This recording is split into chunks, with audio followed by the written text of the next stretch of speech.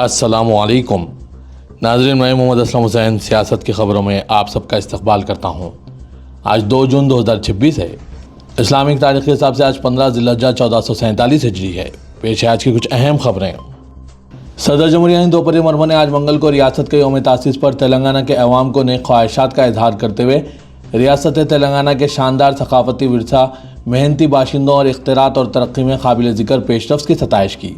Social media platform X پر ایک post میں صدر جمہوریہ ہند دروپدی مرمو نے آج منگل کو لکھا، یوم ریاست کے موقع پر تلنگانہ کے عوام کو پرتپاک مبارکباد۔ تلنگانہ کو ایک بھرپور ثقافتی ورثہ اور محنتی لوگوں سے نوازا گیا ہے۔ ریاست نے گزشتہ سالوں میں اختراعات اور ترقی میں نمایاں پیش رفت کی ہے۔ میری خواہش ہے کہ تلنگانہ کے عوام ترقی اور بہبود جاری رکھیں۔ تلنگانہ ریاست کا یوم ریاست ہر سال 2 جون کو منایا جاتا ہے تاکہ ریاست کی باضابطہ تشکیل کا جشن منایا جا سکے۔ ریاست کا قیام دہائیوں سے جاری جمہوری تحریک کے عروج کا نشان ہے، جس کی توجہ خطے کی ثقافتی شناخت کے تحفظ، معاشی ترقی کو فروغ دینے اور خود مختاری کو یقینی بنانے پر مرکوز تھی۔ صدر جمہوریہ CP رادھا کرشنن نے تلنگانہ کے عوام کو ان کے یوم ریاست کے موقع پر نیک خواہشات کا اظہار کیا۔ نائب صدر جمہوریہ نے social media platform X پر ایک پوسٹ میں لکھا کہ ایک بھرپور ثقافتی ورثہ اور متحرک روایت سے نوازا گیا۔ تلنگانہ نے اپنے لوگوں کی تخلیقی صلاحیتوں، اختراعات، محنت اور لچک کے ذریعے ملک کی ترقی میں اہم کردار ادا کیا ہے۔ وزیر اعظم نریندر مودی نے آج منگل کو یوم ریاست کے موقع پر تلنگانہ کے عوام کو مبارکباد پیش کی اور وکست بھارت کے ریزولوشن کو عملی جامہ پہنانے میں ریاست کی ترقی کی رفتار کو سہارا دینے کے لیے مرکز کے عزم کا اعادہ کیا۔ تلنگانہ ریاست کا یوم ریاست ہر سال 2 جون کو منایا جاتا ہے تاکہ ریاست کی باضابطہ تشکیل کا جشن منایا جا سکے۔ 2 جون 2014 کو تلنگانہ کا قیام عمل میں لایا گیا تھا۔ یہ آندھرا پردیش کے شمال مغربی علاقے سے الگ ہونے کے بعد ہندوستان کی 29ویں ریاست بن گئی۔ ریاست کا قیام دہائیوں سے جاری جمہوری تحریک کے عروج کا نشان ہے۔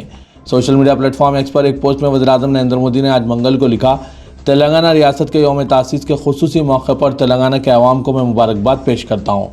تلنگانہ کے لوگ جدت طرازی اور کاروبار کے جذبے کے لیے جانے جاتے ہیں۔ ریاست اپنی شاندار ثقافت اور تاریخ کے لیے جانی جاتی ہے۔ تلنگانہ کے وزیر اعلیٰ ریونت ریڈی نے کانگریس قائدین کے ساتھ تلنگانہ ریاست کے قیام کے دن کے موقع پر آج منگل کو حیدرآباد کے گن پارک میں تلنگانہ شہداء کی یادگار پر پھول چڑھایا اور ان لوگوں کو خراج عقیدت پیش کیا جنہوں نے ریاستی تحریک کے دوران اپنی جانیں قربان کی۔ وزیر اعلیٰ تلنگانہ نے منگل کی صبح ہی یادگار کا دورہ کیا اور تلنگانہ کے 12ویں یوم تاسیس کے موقع پر سرکاری یادگاروں کے حصے کے طور پر خراج عقیدت پیش کیا۔ اس کے بعد وہ سکندرآباد کے پریڈ گراؤنڈ میں ریاستی سطح کی ایک اہم تقریبات میں شرکت کرنے والے ہیں۔ تلنگانہ کانگریس کے صدر مہیش کمار گوڑ نے کہا کہ ریاست کی تشکیل ایک طویل جدوجہد اور بہت سے لوگوں کی قربانیوں کے بعد ہوئی ہے۔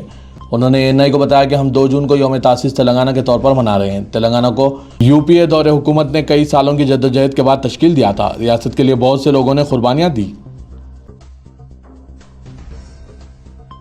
کانگریس پارٹی کی قانون ساز کونسل کی رکن شینم العثمان کو آج منگل کے روز کیرالہ اسمبلی کا ڈپٹی اسپیکر منتخب کر لیا گیا، جس کے ساتھ ہی وہ 66 سالوں میں اس عہدے پر فائز ہونے والی پارٹی کی پہلی خاتون اور ریاست کی قانون سازی کی تاریخ میں یہ منصب سنبھالنے والی محض 34 خاتون بن گئی ہے۔ اسپیکر تھرور انچور رادھا کرشنن نے اسمبلی میں باضابطہ ووٹنگ کے بعد شینم العثمان کے منتخب ہونے کا اعلان کیا۔ 2 بار کی قانون ساز نے ایک ایسے انتخاب میں CPI کے نامزد امیدوار اور 3 بار کے رکن اسمبلی محمد محسن کو شکست دی، جس میں 140 رکنی ایوان میں کانگریس کی قیادت والی یونائیٹڈ ڈیموکریٹک فرنٹ کی زبردست عددی برتری واضح طور پر نظر آئی۔ Central industrial security forces CISF نے آج منگل کو ہنگامی حالات کے دوران ہنگامی تیاریوں کی جانچ کرنے کے لیے نوی ممبئی ہوائی اڈے پر ایک عجیب و غریب موک ڈرل کا انعقاد عمل میں لایا۔ حفاظتی مشق نے ایک اعلیٰ خطرے کے منظرنامے کو نقل کیا، جس میں ہوائی اڈے کی حدود میں مسلح حملہ آور اہم تنصیبات پر غیر قانونی قبضے شامل تھے۔ آپریشن کے دوران CISF کے اہلکاروں نے تیز رد عمل، حکمت عملی سے ہم آہنگی اور نقلی خطرے کے منظرنامے سے مؤثر طریقے سے نمٹنے کا مظاہرہ کیا، جس سے ہوائی اڈے کے اہم ڈھانچے کی حفاظت اور 24 گھنٹے بغیر کسی رکاوٹ کے ہوا بازی کی حفاظت کو یقینی بنانے کے لیے CISF کے غیر متزلزل عزم کو اجاگر کیا گیا۔ بے روزگار نوجوانوں کے تعلق سے چیف جسٹس سوریہ کانت کے تبصرے کے خلاف بطور احتجاج تنزیہ طور پر سوشل میڈیا پر بنی کاکروچ جنتا پارٹی CJP اب زمین پر اترنے جا رہی ہے۔ CJP کے بانی ابھیجیت دیپکا نے اعلان کیا کہ وہ امریکہ میں ملازمت کی کئی پیشکشوں کو ٹھکرا کر 6 جون کو ہندوستان واپس آ رہے ہیں۔ انہوں نے تمام کاکروچوں سے نئی دہلی ہوائی اڈے پر پہنچنے کی اپیل کرتے ہوئے کہا ہے کہ جنتر منتر پر مرکزی وزیر تعلیم دھرمیندر پردھان کے استعفے کے مطالبے کے لیے ایک پرامن احتجاج کیا جائے گا۔ CJP کے قیام کے بعد ابھیجیت دیپکا کا ہندوستان کا یہ پہلا دورہ ہوگا۔ انہوں نے احتجاج کا اعلان ایسے وقت میں کیا ہے جب انسٹاگرام پر ان کی پارٹی کے حامیوں کی تعداد 2 کروڑ سے تجاوز کر چکی ہے۔ Social media platform X پر ایک پوسٹ کیے گئے ویڈیو پیغام میں دیپکا نے کہا ہے کہ میں نے ہندوستان واپس آنے کا فیصلہ کیا ہے۔ میں اپنے ملک، اپنے گھر ہندوستان واپس آ رہا ہوں تاکہ وزیر تعلیم دھرمیندر پردھان کے استعفے کا مطالبہ کر سکوں۔ اتراکھنڈ، گجرات اور آسام کے بعد اب مدھیہ پردیش اسمبلی میں بھی یکساں سول کوڈ بل پیش کرنے کی تیاری کی جا رہی ہے۔ اس کا اعلان وزیر اعلیٰ موہن یادو نے کیا۔ یہ اطلاع دیتے ہوئے کہ اس کے لیے آن لائن مشاورتی پورٹل شروع کیا گیا ہے، وزیر اعلیٰ نے شہریوں سے اس پورٹل کے ذریعے اپنی رائے دینے کی اپیل کی۔ موہن یادو نے میڈیا سے بات کرتے ہوئے بتایا کہ سپریم کورٹ کے سابق جج کی قیادت میں ایک 6 رکنی کمیٹی بھی تشکیل دی جائے گی جو UCC کے نفاذ کے تعلق سے مختلف مذہبی لیڈروں سے صلاح و مشورہ کرے گی۔ کمیٹی کی قیادت کی ذمہ داری سپریم کورٹ کے سابق جج جسٹس رنجنا پرساد دیسائی کو دی گئی ہے۔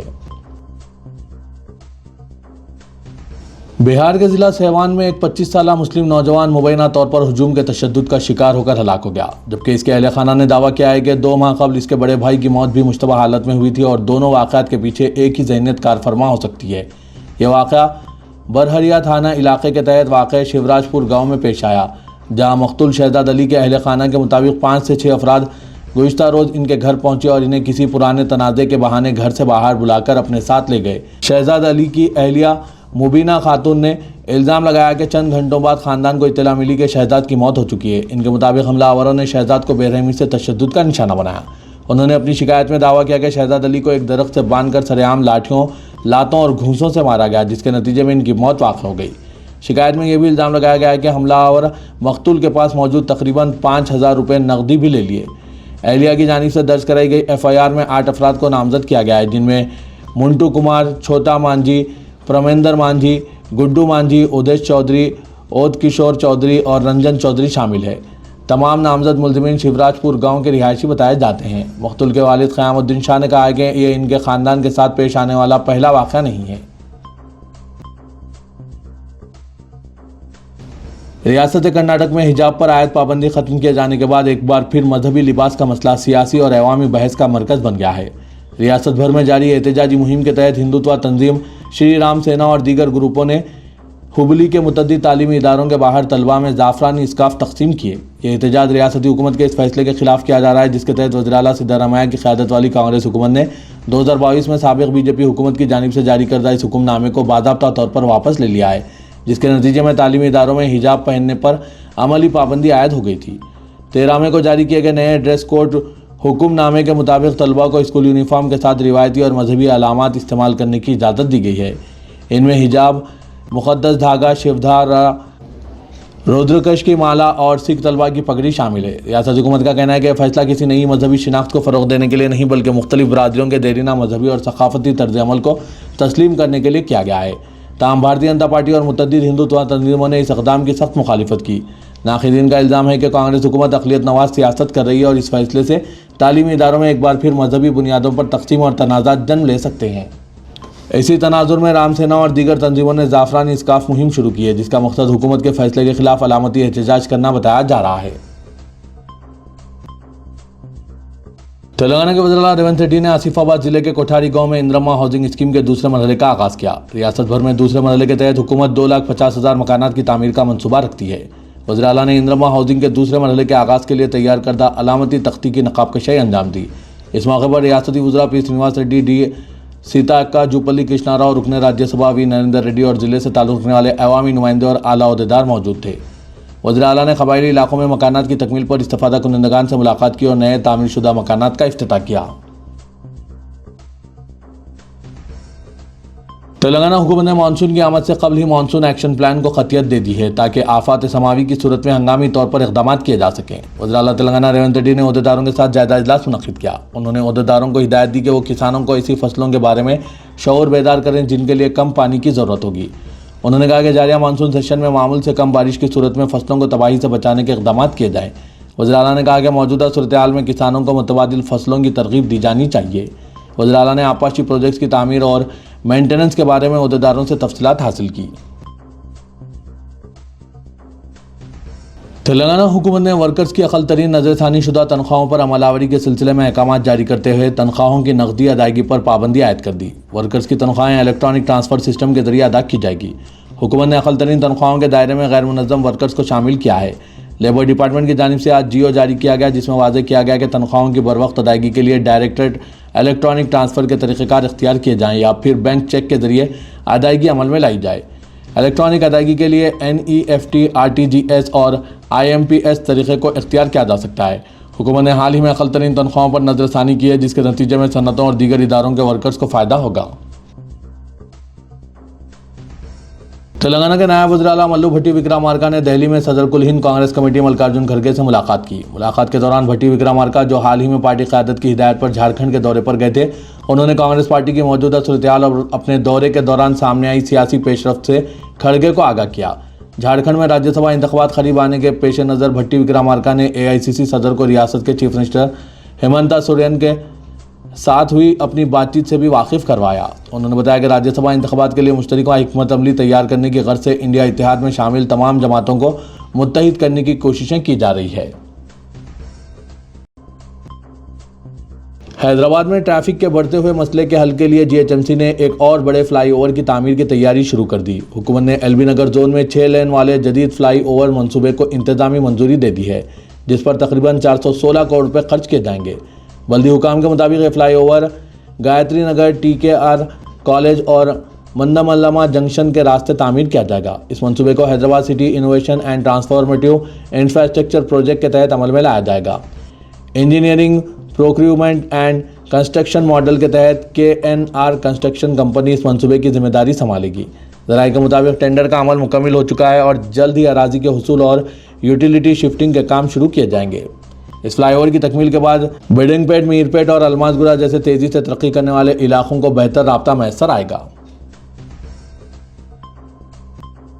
تلنگانہ کے وزیر اعلیٰ ریونت ریڈی نے کہا ہے کہ محکمہ موسمیات کی جانب سے ایل نینو کے اثرات کے باعث ممکنہ خشک سالی کی پیشقیاسی کے پیش نظر ریاست کو کرشنا اور گوداوری دریاؤں میں اپنے حصے کا پانی یقینی بنانا ہوگا۔ انہوں نے آبپاشی حکام کو ہدایت دی کہ مہاراشٹر، کرناٹک کے متعلقہ حکام کے ساتھ پیشگی رابطہ قائم کرتے ہوئے ایسا لائحہ عمل تیار کیا جائے جس کے تحت تلنگانہ کو بین ریاستی آبی ذخائر سے اپنے حصے کا پانی حاصل ہو سکے۔ سیکریٹریٹ میں مختلف محکموں کے عہدیداروں کے ساتھ مانسون تیاریوں کا جائزہ لیتے ہوئے وزیر اعلیٰ نے کہا کہ اگر بالائی ریاستیں صرف اپنے ڈیم بھرنے کے بعد پانی چھوڑنے کی پالیسی اختیار کریں تو تلنگانہ کو مشکلات کا سامنا کرنا پڑ سکتا ہے۔ عالمی سطح کی غذا اور مشروبات تیار کرنے والی سرکردہ کمپنی نیسلے نے اپنے گلوبل کیپیبلٹی سینٹر کے قیام کے لیے حیدرآباد کا انتخاب کیا۔ اس فیصلے کو شہر کے کارپوریٹ اور صنعتی ماحول کے لیے بڑی کامیابی قرار دیا جا رہا ہے۔ اطلاعات کے مطابق یہ مرکز آئندہ چند ماہ میں مکمل طور پر سرگرم ہو جائے گا۔ ماہرین کے مطابق نیسلے کا یہ فیصلہ حیدرآباد کے عالمی معیار کے افرادی وسائل، جدید بنیادی ڈھانچہ اور کاروبار دوست ماحول پر اعتماد کا اظہار ہے۔ نیسلے کی آمد سے حیدرآباد کی ملک کے ممتاز گلوبل کیپیبلٹی ہب اور بین الاقوامی کمپنیوں کے لیے ایک اہم اختراعی مرکز کے طور پر حیثیت مزید مستحکم ہوگی۔ شہر پہلے ہی کئی عالمی ٹیکنالوجی اور FMCG کمپنیوں کا مرکز بن چکا ہے۔ شہر حیدرآباد کے نامور ایڈوکیٹ خواجہ معیز الدین قتل معاملے میں پولیس کی جانب سے 2 مرکزی ملزمین کو پولیس تحویل میں دینے کی استدعا کرتے ہوئے عدالت میں درخواست داخل کی گئی۔ اس دوران معلوم ہوا ہے کہ ملزمین کی درخواست ضمانت بھی عدالت میں داخل کی گئی۔ پولیس ذرائع کے مطابق ایڈوکیٹ قتل واقعے کی تحقیقات کرنے والی ٹیم نے نامپلی کی عدالت میں درخواست داخل کرتے ہوئے خواجہ معیز الدین قتل کی سازش رچنے کے الزام میں گرفتار 80 سالہ محبوب عالم خان اور ان کے بیٹے 43 سالہ مجاہد عالم خان کو پولیس تحویل میں دینے کی استدعا کی گئی۔ ذرائع کے مطابق سرکاری وکیل نے تحقیقاتی عہدیداروں کی جانب سے عدالت کو بتایا کہ ابھی اس کیس کی تحقیقات مکمل نہیں ہوئی کیونکہ تحقیقاتی عہدیداروں کو ان ملزمین سے پوچھ تاچھ کے لیے مناسب وقت حاصل نہیں ہوا۔ علاوہ دیگر مقدمات میں بھی پوچھ تاچھ کی بات کہی گئی۔ اس دوران محبوب عالم خان اور مجاہد عالم خان کے وکیل کی جانب سے خرابی صحت کا حوالہ دیتے ہوئے ضمانت کی درخواست بھی داخل کی گئی۔ معلوم ہوا ہے کہ عدالت نے درخواست ضمانت کو مسترد کر دیا جبکہ پولیس تحویل کی درخواست پر آئندہ سماعت ہوگی۔ ادارے سیاست کے محبوب حسین جگر کیریئر گائیڈنس سینٹر واقع دفتر سیاست ہیبٹس میں آج 2 جون بروز منگل شام 4 بجے سے Python full stack development with AI tools کا فری بوٹ کیمپ کا انعقاد عمل میں لایا جا رہا ہے۔ خواہش مند امیدوار اس سنہرے موقع سے استفادہ حاصل کریں۔ دنیا بھر میں پائتھون فل اسٹیک ڈیولپمنٹ کی مانگ کو دیکھتے ہوئے خاص کر UK، آسٹریلیا، کینیڈا اور امریکہ جانے والے طلباء و طالبات کو پائتھون فل اسٹیک ڈیولپمنٹ کی وجہ سے کافی بہتر روزگار کے موقع پیدا ہو رہے ہیں۔ اسی کو دیکھتے ہوئے ادارے سیاست نے ان کورسز کا آغاز عمل میں لایا۔ مزید تفصیلات کے لیے ان فون نمبرات پر ربط پیدا کیجیے۔ فون نمبر ہے 9000191481 9393876978۔